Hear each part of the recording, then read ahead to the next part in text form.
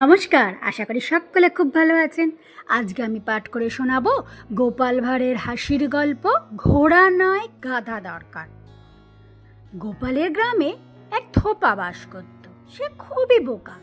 তার একটা ঘোড়াও ছিল, কিন্তু ঘোড়ার দ্বারা কাপড় কেচে কেচে বাড়ি বাড়ি দেওয়া যায় না, তাই তার একটা গাধার দরকার।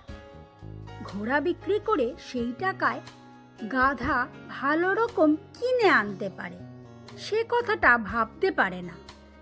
এমনই তরল তার মগজের ঘিলু।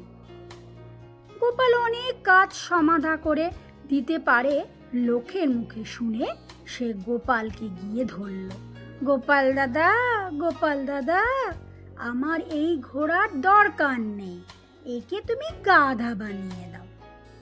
তুমি নাকি লোকে বলে সব পারো।